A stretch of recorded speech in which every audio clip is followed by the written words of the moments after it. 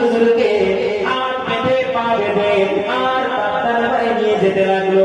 নিয়ে গিয়ে যখন উপস্থিত করে দিয়েছে উবাইদুল্লাহ ইবনে জিয়াদ আল্লাহর নবীর বংশধর হযরতে মুসলিম বিন আকিল হুজুরকে মসজিদের মধ্যে মসজিদ, সেই মসজিদে নামাজ পড়া হতো, যেই মসজিদে আল্লাহকে ডাকা হতো, যেই মসজিদে কোরআন পড়া হতো, সেই মসজিদে মিম্বারের নিচেতে মুসলিম বিন আকিল হুজুরকে জবহ করা হয়েছিল। জবহ হয়ে হাজার হাজার মানুষ উপস্থিত রয়েছে, হাজার হাজার মানুষের সামনে বলতে রয়েছে, দেখো দেখো এই মুসলিম বিন আকিলকে আমি হত্যা করে দিয়েছি, তার গর্দানটাকে আলাদা করে দিয়েছি, দেখো দেখো কে কোথায় আছো, দেখো এই মৃত্যুকে আমি মেরে ফেলেছি।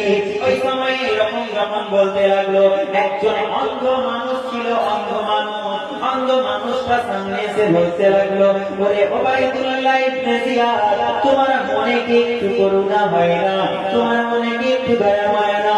আল্লাহর ঘর মসজিদ মিম্বারের নিচেতে তুমি একজন নবী খানদানের মানুষকে তুমি হত্যা করে ফেললে, এর জন্য আল্লাহ তোমাকে কখনো ছাড়বে না, ছাড়বে না। উবাইদুল্লাহ ইবনে জিয়াদ ঘোষণা করে দিল, শোনো শোনো, এই মুসলিম বিন আকিলের সাথে দুইজন বাচ্চা ছেলে এসেছিল, একজনের নাম মুহাম্মদ আর একজনের নাম আব্দুল্লাহ। এই দুটো বাচ্চা ছেলে কোথায় গেল? উবাইদুল্লাহ ইবনে জিয়াদের লোক বলতে লাগলো, তাদেরকে তো আমরা দেখি না।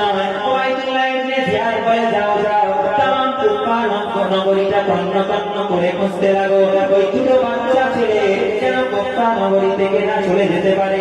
যদি চলে যায়, যদি ইমামে হোসাইনের কাছে পৌঁছে যায়, তাহলে এইখানে তার আব্বার কথাও বলে দেবে, আর কুফা নগরীর অবস্থাটাও তারা বলে দেবে। ইমামে হোসাইনকে আমরা এই কুফা নগরীতে আনতে পারবো না। আর আমাদের এই বিশাল একটা চক্রান্ত, এটা কিন্তু পরিপূর্ণ আমরা করতে পারবো না।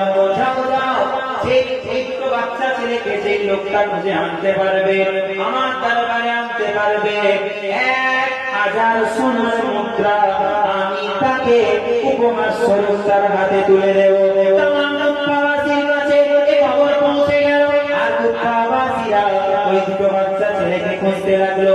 আর এইদিকে আরেকটা বেঈমান ছিল, বেঈমান কাফের, যার নাম হলো হারিস। সেই হারিস এই কথা শুনে নিল। হারিস ছিল ইয়াজিদের লোক। উবাইদুল্লাহ ইবনে জিয়াদের হুকুমে ওই দুটো বাচ্চা ছেলেকে খুঁজতে লাগলো। খুঁজতে অনেকক্ষণ খোঁজার পরেতে সন্ধ্যা যখন হয়ে যায়, খুঁজে আর পায় না।